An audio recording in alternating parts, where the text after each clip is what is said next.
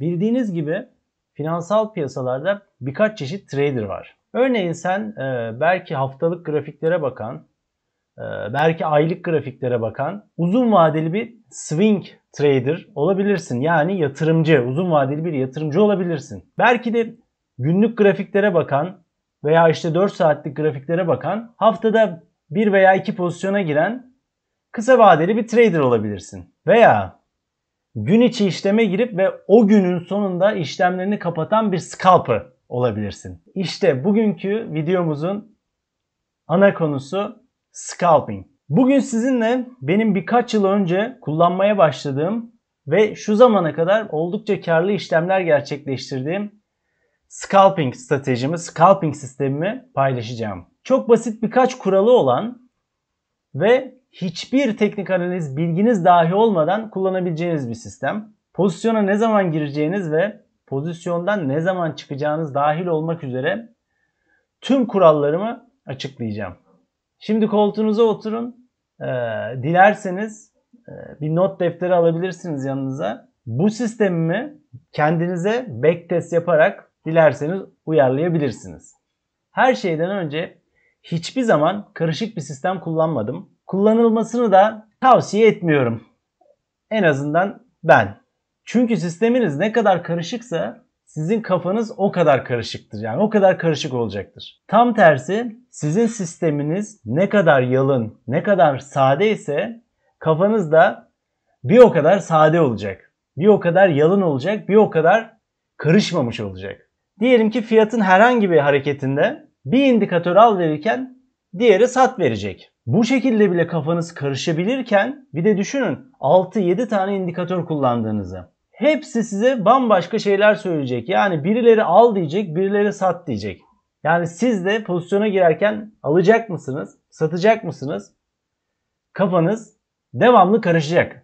Onun için yalın bir sistem kullanmanızı tavsiye ediyorum.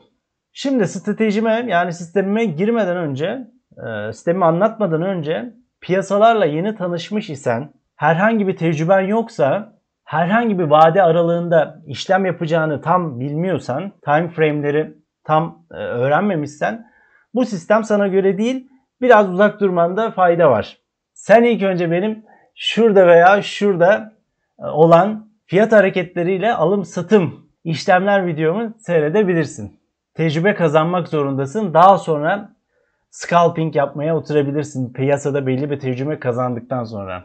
Çünkü scalping dakikalar içinde para kazanabileceğin veya özellikle söylüyorum dakikalar içinde para kaybedebileceğin bir strateji olduğu için bunu kaldıracak yüreğe sahip olman gerekiyor. Fakat piyasalarda belli bir tecrübeye sahipsen, geçmişinde belli bir işlem tarihin varsa, yani alım satım yapmışsan zaman içerisinde, stoplarını da düzgün kullanabileceğini düşünüyorsan, özellikle de grafikler içinde bulunan mum çubuklarını iyi tanıyorsan, ki eğer ki tanımıyorsan onu da şurada veya burada her nerede çıkıyorsa mum çubukları gizemi videomu seyretmeni tavsiye ederim. Eğer ki bu tecrübeye sahipsen, o zaman yüreğine de güveniyorsan bu sistemi çok rahatlıkla kullanabilirsin. Piyasa ne olursa olsun hiç fark etmez. İster endeksler olsun, ister altın olsun, işte ister pariteler olsun, yani forex. Biz 5 dakikalık mum çubuklarını kullanacağız. Çok hızlı olacağız. Forex'te 10-15-20 pip, borsada da işte 10-15-20 kademe sonra hemen işlemimizi kapatıp çıkacağız. Durmayacağız. Özellikle de çok sağlam bir alım yeri ve çok sağlam, çok sağlam bir stop kullanacağız. Yoksa bu stratejide eğer ki stopunuzu kaldırırsanız veya stop yerinizi değiştirirseniz, başta uyarıyorum, çok büyük zararlar içerisine girersiniz. Çok büyük zararlar elde edersiniz ve bu kadar kaldıramayacağınız zararlar olabilir. Yani piyasaların elinden sizi kimse kurtaramaz, haberiniz olsun. Sistemimiz her zamanki gibi yine trend takip edici bir sistem. Çünkü eğer trendle birlikte hareket etmezsek riske attığımız paranın daha fazla getirisini umamayız. Trend takip ederken geri çekilme bekleyeceğiz ve pozisyona trend yönünde girip kar elde etmeyi umacağız. Alım satıma girmeden önce Bir üst time frame yani bizim saatlik grafiğimize bakacağız ve trendi saatlik grafiğimizde teyit edeceğiz. Yani eğer bir aşağı trend varsa mutlaka saatlik grafiğimizde görmeye çalışacağız veya bir yukarı trendimiz varsa burada göründüğü gibi mutlaka biz saatlik grafikte trendin yönünü belirleyeceğiz. Ona göre trende göre 5 dakikaya inip alım satım işlemimize gireceğiz. Saatlik grafiğimizde trendi tam ölçmek için yani trend eğer yukarıya mı doğru veya aşağıya mı doğru bunu öğrenmek için saatlik grafiğimizde ben 2 tane ortalama kullanıyorum. Bunun bir tanesi işte 7 günlük EMA, diğeri 26 günlük EMA. Bu da üstel hareketli ortalama yani bütün programlarda kullandığınız herhangi bir grafik programında bunları işte 26 EMA diye veya işte 7 EMA diye siz de grafiğinizin üzerine ekleyebilirsiniz. Burada bu kırmızı görünen benim 26 günlük yani 26 tüplük yani 26 mum çubuklarının oluşturduğu EMA. Mavi olan da işte 7 mum çubuklarının oluşturduğu EMA. Fiyat hızlı hareketli ortalamam, şunları sileyim. Hızlı hareketli ortalamam mavi olan yani kırmızıyı aşağı doğru kestiyse ve özellikle de fiyatlar kapanışları mavinin yani hızlı 7'lik EMA'mın altında gerçekleşiyorsa kapanış, kapanış. Hiçbir kapanış benim 7'lik EMA'mın üstüne veya 7'lik hareketli ortalamamın üstüne veya işte 26'lık hareketli ortalamamın üstünde gerçekleşmiyor. Fiyat bu şekilde 2 tane hareketli ortalamamın altında seyrediyorsa trend aşağı yönlüdür. Ben kısa pozisyon alacağım. Yani satıma gireceğim. Peki burada hızlı hareketli ortalamam gene yavaş hareketli ortalamamı yani 26'lıyı kestiği yerde ve fiyatların kapanışları devamlı 7'nin üstünde gerçekleştiği zaman saatlik grafiğe bakıyoruz. Bu demek oluyor ki trend yukarı yönde. Biz 5 dakikalık grafiğimize gideceğiz ve alım gerçekleştireceğiz. Evet şimdi sol tarafta 5 dakikalık grafiğimiz var. Aynı zaman aralığında geçiyor bu. Yani hem aynı zaman içerisinde hem siz saatliğe bakacaksınız. Saatlikte teyit ettiğiniz trendten sonra döneceksiniz 5 dakikalık vadeye bakacaksınız. Yani time frame'e bakacaksınız. Sağ tarafta da bizim 1 saatlik fiyat hareketlerimiz görünüyor. Şimdi ben saatlikte 7 ile 26 EMA'yı kullanıyorum. 5 dakikada da 5 dakikalık grafiğimde de 7, 13 ve 26'yı kullanıyorum. Saatliğe dönecek olursak biz saatlikte fiyatların hem hızlı hareketli ortalamam yani 7'lik EMA'm 26'lıyı kestikten sonra yukarı yönlü. Biz de fiyatların 7'nin de üstünde seyrettiğini görürsek yani bütün kapanışlar hep 7'nin üstünde yani 7'lik EMA'mın üstünde kapanıyor. Bu şekilde devam ettiğini gördüğümüz zaman 5 dakikalık grafiğimize döneceğiz. Alım satım girmek için bize bir tetiğin oluşmasını bekleyeceğiz. Yani bir pullback, geri çekilme bekleyeceğiz ve alıma gireceğiz. Uzun pozisyona gireceğiz. Yani alım yapacağız. Burada da gene mum çubuklarını kullanacağız. Burada teyidimizi aldık. Yani saatlik grafiğimizde. 5 dakikalık grafiğimize döneceğiz. Burada da fiyatlar çıkmaya devam ediyor ve burada bir pullback yani geri çekilme başlıyor. Biz de bu geri çekilme başladıktan sonra 7, 13 veya 26 herhangi bir tanesi ortalamama geldiğinde ve bana işte 2 tane mum çubuğu kullanacağız burada. Bir tanesi yutan mum çubuğu komple ve bir tanesi de işte bildiğiniz bu meşhur pin bar işte toplu iğne veya çekici kullanacağız. Fiyat burada kapatıyor 5 dakikalık grafiğimizde ve burada açılışı ve kapanışı burada. Yani buradaki fiyat son benim mum çubuğumu yutuyor. Burada yutan mum çubuğum. Ben burada bu mum çubuğumun üstüne yani 1-2 pip veya 1-2 kademe üstüne alım yazacağım buraya. Bunun bir iki kademe altına da veya bir iki yani 2-3 pip de olur. Altına da stopumu gerçekleştireceğim. Yani benim risk aralığım bu kısım olacak. Yani ben eğer ki burada 1 lira risk alıyorsam gene buradan yukarıya 2 liraya oynayacağım. Neden 2 liraya oynuyorum? Çünkü trendi takip ediyorum. Trend bana fiyatların yukarı gideceğini söylediği için ben 1 lira risk aldıysam 2'ye oynayabilirim. Çünkü fiyatların gideceğini umuyorum. Tabi her zaman böyle olur mu? Olmaz. Gene %50-50 şansımız var. Ben bu sistemimi uzun zaman backtest'te kullandım ve hala kullanmaya devam ediyorum. %55 olasılıkları, yani %50 ile 55 arasındaki olasılıkları şansı bana döndürmüş olarak görüyorum. Devam edecek olursak gene fiyatlar burada, diyelim ki biz burada girdik, çıkmaya başladı veya kaçırdık pozisyonu, tekrar alım yapacağız. Fiyat çıkıyor ve buradan sonra tekrar pullback yapıyor aşağı doğru. Ama burada yine bizim işte 7 güne de olur, yani 7'lik EMA'ma da olur veya 13'lük EMA'ma değiyor ve toplu iğne başı, yani çekiç belirliyor. Ben gene burada bunun 2-3 kademe üstüne veya pip üstüne alımımı yazacağım. Buraya da stopumu koyacağım. Gene burada 1 lira risk alıyorsam veya %1, %2 risk alıyorsanız sermayenizden yukarıya 2'ye oynayacağız. Evet, bu örneğimizde de kısa pozisyona nasıl gireceğiz?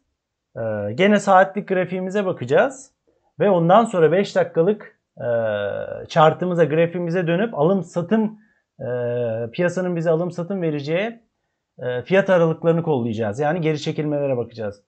Burada da gene 7'lik EMA'm benim 26'lık EMA'mı kestiğinde, bakın saatlik grafiğe bakıyoruz ki trendi belirlemek için. Trend aşağı yönlü mü, yukarı yönlü mü? Burada hızlı hareketli ortalamam, yani 7'lik 26'yı aşağı yönlü kesip ve fiyatların da devamlı kapanışları 7'lik EMA'mın, yani 7'lik hareketli üstel hareketli ortalamamın altında kapatıyorsa, gene altında burada, gene altında, gene altında kapatıyorsa trend aşağı yönlüdür. Yani aslına bakarsanız biz şu bölgede kestikten sonra fiyat burada zaten yukarıda ama burada işleme girmeyi düşüneceğiz artık. Yani şu bölgede biz 5 dakikalık chartımıza, grafiğimize dönüp satım yapacak pozisyonu yakalayacağız. Evet, burada eğer ki saatlik grafiğimizde biz fiyatların aşağı döndüğü, trendin aşağı döndüğünü teyit ettikten sonra gene 5 dakikaya dönüyoruz. Bize yeni mum çubuklarını kullanarak bize alım satım, yani geri çekilme fırsatlarını kolluyoruz. Burada örneğin fiyat burada yine düşüyor. Yalnız burada artık geri çekilme yapıyor. Nereye doğru geri çekiliyor? Benim 7'lik, 13'lük ve 26'lık EMA'ma doğru geri çekilmeye başlıyor. Şu mum çubuğumuz burada yine yutan mum çubuğu. Yutan mum çubuğu, yani fiyat burada şu en son çıkan çubuğumu bu mum çubuğu yutuyor. Burada da o zaman işleme gireceğiz. Yani piyasa bize diyor ki artık bu kadar geri çekilme yeter. Piyasa bunu kabul etmiyor. Artık satım gene başlıyor demek istiyor.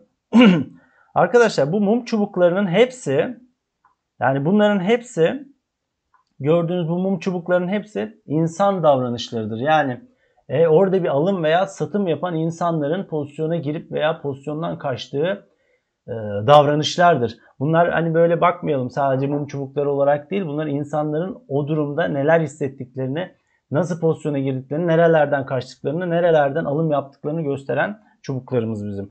Onun için piyasa burada tekrar yukarı doğru bir geri çekilme yapıyor. Neden satıyoruz? Çünkü saatlik grafiğimizde piyasa trendi aşağı döndüğünü düşünüyoruz. En azından analiz ediyoruz burada.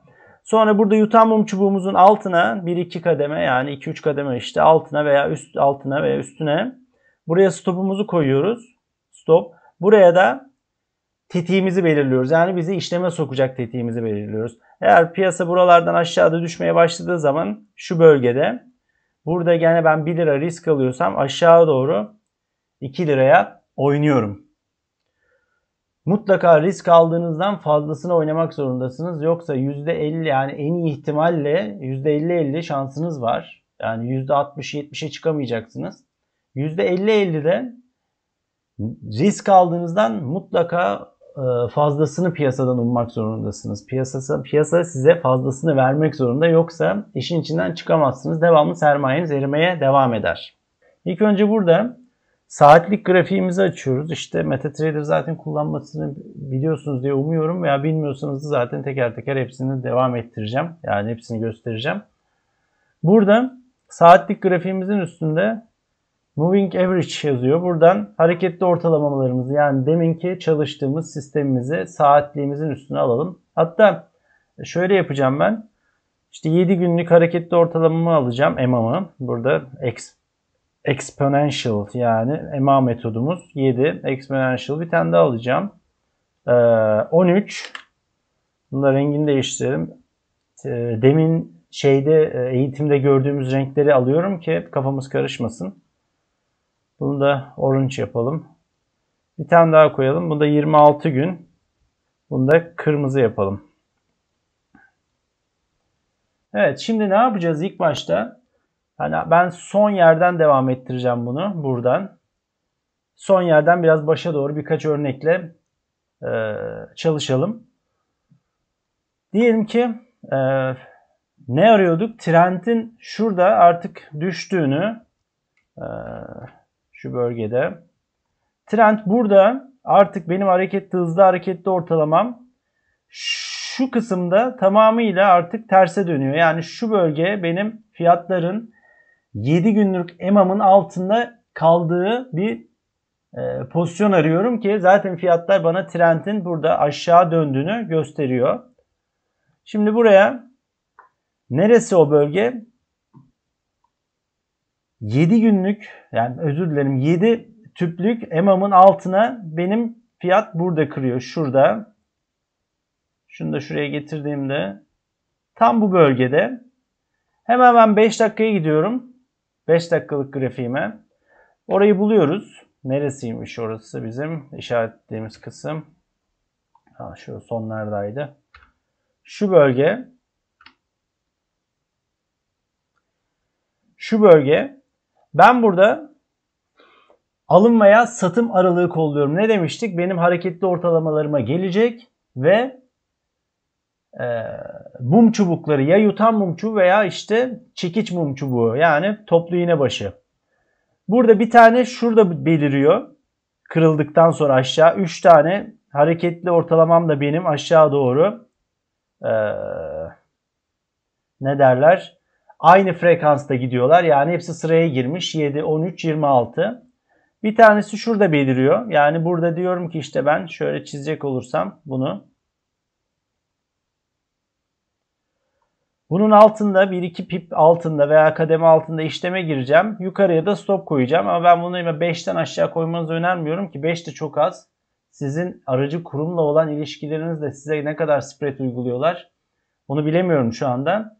Ben şimdi öyle, siz şöyle düşünebilirsiniz.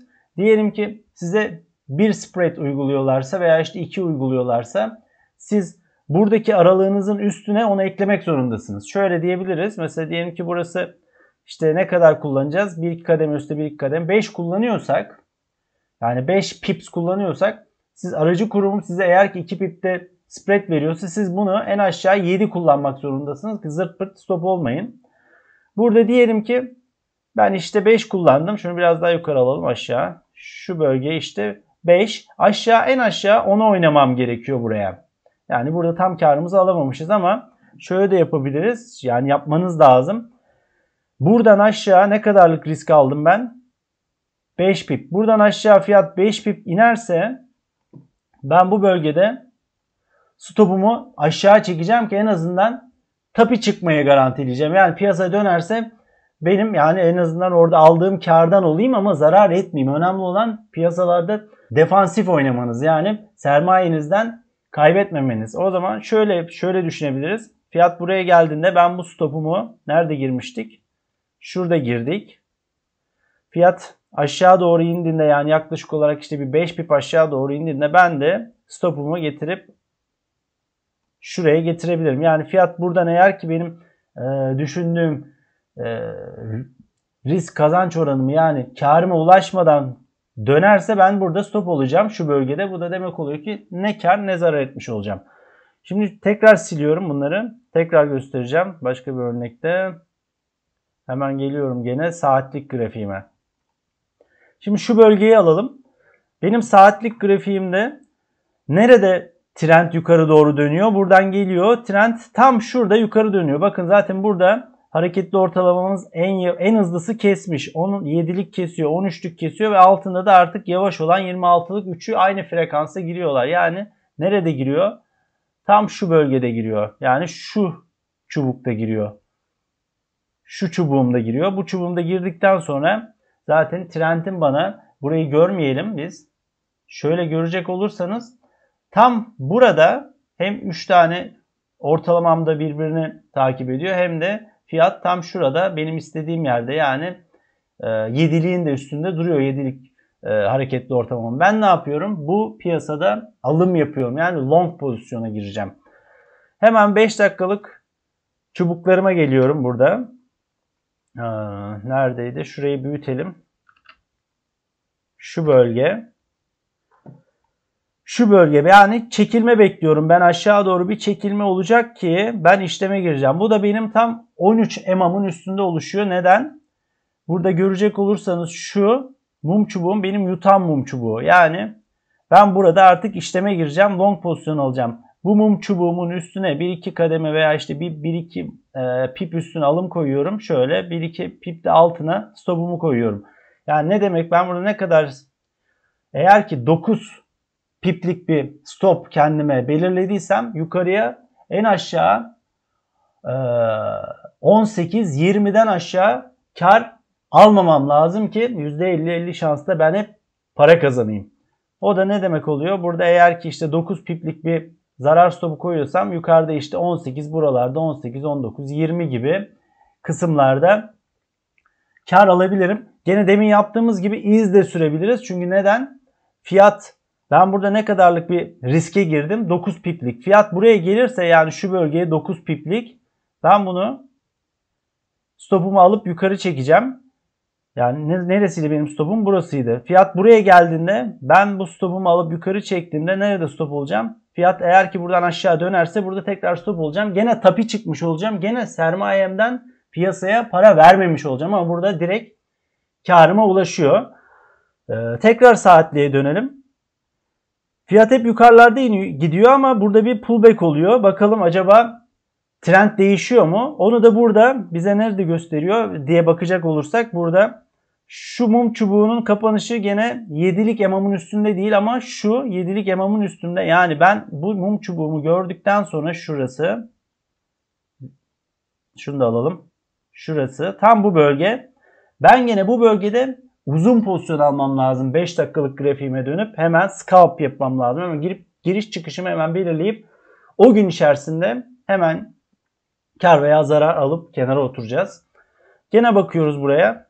Fiyat gene benim hareketli ortalamalarım hepsi 7, 13, 26 bir frekans halinde yukarı doğru gidiyor. Hemen yine 5 dakikalık grafiğime geliyorum. İşleme gireceğim grafik burası benim. Şu bölge, yakınlaştıralım o bölgeye. Bir ne bekliyoruz? Geri çekilme, pullback bekleyeceğiz burada. Bakıyorum. Fiyat işte buralara geliyor ve dönüş pozisyonu artık geri dönmeye başlıyor bu bölgede. Ben ne bekliyorum? Ya toplu iğne başı bekleyebilirim ya da yutan mum çubuğu. Toplu iğne başı burada beliriyor. Burada işlemeye de girebilirsiniz ama burası zaten çok kısa bir aralık. Yani 3 piplik bir aralık. Burada zaten zırt pırt stop olursunuz. Daha büyük tutmanız lazım. Bir dakika içinde stop olursunuz burada. Çünkü en aşağı ben tavsiye ediyorum 5 veya 6 kademe 5 veya 6 pip stop koyun ki 5 dakikalık girdiğinizde de zırt pırt stop olmayalım. Bunu da eğer ki böyle düşünürsek buraya işte 4-5 kademe aşağı stop koyup 4-5 kademe yani pardon 2-3 kademe aşağı stop koyup 2-3 kademe yukarıda alım yere girdiğimizde burada gerçi stop olabiliriz. Burada stop olabiliriz ama piyasayı şuradaki yutan mum çubuğunun altına girdiğimizde burayı herhalde yakalarız. Diyorum %50 yani bu sistemim zaten %55. %55 ile 1'e 2 1 verip de 2 kazanıyorsanız siz bunu hesap edin, ne kadar kazandığınızı veya ne kadar kaybettiğinizi. Burada eğer ki ben işte 7 pip aşağı stop koyduysam yukarıya en az 14-15 kar hedefi belirlemem gerekir ki 1'e 2 oynayalım. Evet, bir de altın yapalım. Saatlik grafiğimize bakalım. Saatlik grafiğimizde şimdi buradan itibaren yapmaya başlayalım veya buradan da olabilir. Buradan başlayalım. Bizim piyasamız, yani altın piyasası, saatlik grafikte trendi ne zaman yukarı dönüyor buradan görebiliriz. Benim kullandığım 7, 13 ve 26'lık EMAM aynı şekilde, yani üçü de aynı frekansta nerede çıkmaya başlıyor? Tam olarak şu mum çubuğunda çıkmaya başlıyor ve şu veya şu olabilir. Hadi biz birincisini de alabiliriz. İsterseniz birincisi yok, aslında birincisini almayalım. Tam bu şu mum çubuğumda, benim şuradaki mum çubuğumda, saatlik mum çubuğumda altın piyasası hareketli ortalamaları tam bir sıralamaya giriyor ve fiyat da nerede geziyor? 7'lik EMA'mın üstünde dolaşıyor. Yani ben ne yapacağım şimdi? Hemen 5 dakikaya döneceğim ve bana bir geri çekilme bekleyeceğim. Pozisyona girmek için ve mum çubuklarını arayacağım. Hemen 5 dakikaya dönelim. Neresiymiş orası? Şu bölge. İşaretlediğimiz yer. Biraz daha yanaşalım şuraya. Evet, burası. Şimdi biz burada ne bekleyeceğiz?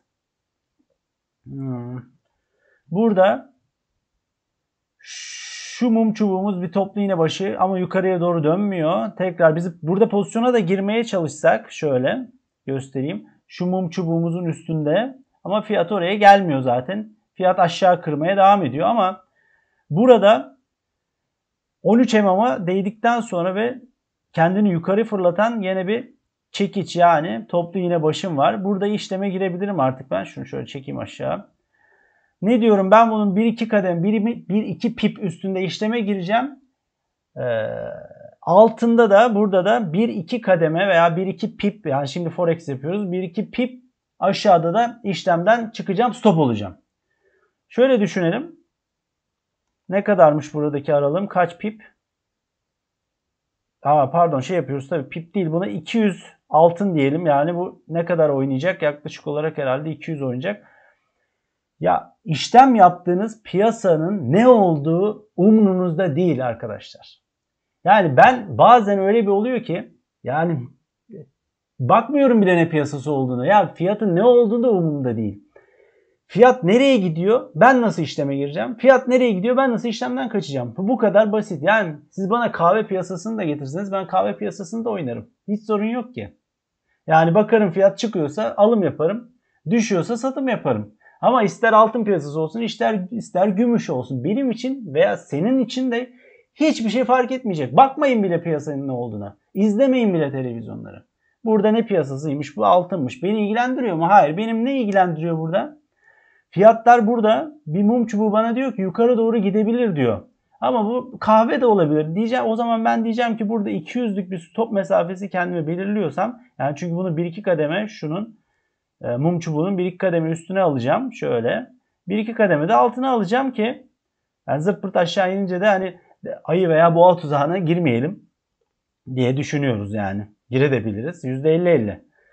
Onun için burada ne kadarlık bir 250, ben pip diyeyim, altın yapıyoruz ama 250 uzaklığında bir stopum koyduysam ben bunun yukarısına yaklaşık olarak en az 500 üste çıkmam lazım. Yani kar yerim de şurası. Bakalım. Burada 250, yani 500 neresi? Benim kar yerim. Buralarda bir yerde kar alabilirmişiz ki piyasa buradan devam etmiş. Umarım bu sistemim size fayda sağlar ama siz gene de kendinize bir backtest yapın. Yani böyle benim yaptığım gibi fiyatları bir inceleyin. Yüzde kaç oranında başarılı olduğunuzu bir görün. Ona göre girin. Çünkü ben yıllardır kullanıyorum. %50 ile 55 arasında bir başarı var. Yani başarı görüyorum ve kullanmaya devam ediyorum. Bırakmadım da, scalp yaptığım zamanlar kullanıyorum. Siz de şöyle düşünebilirsiniz. %50 ile 55 arasında, yani yazı tura attığınızda 1'e 2 kazanıyorsanız, 1 verip 2, bu sistemle artık ne kadar kazanır ne kadar kaybedersiniz siz kendiniz hesaplayın. Umuyorum ki artık olasılıklar yavaş yavaş size doğru dönüyordur. Ben öyle inanıyorum, dönüyordur çünkü iddiaya girebilirim. Eğer ki böyle bir sistem içinde yani riskinizi yönetip de %50-55 oranında kazanabileceğiniz bir strateji de yakalarsanız mutlaka piyasalardan iyi paralar kazanabilirsiniz. Kendinize çok dikkat edin. Görüşmek üzere. Olasılıklar hep sizden yana olsun. Bay bay.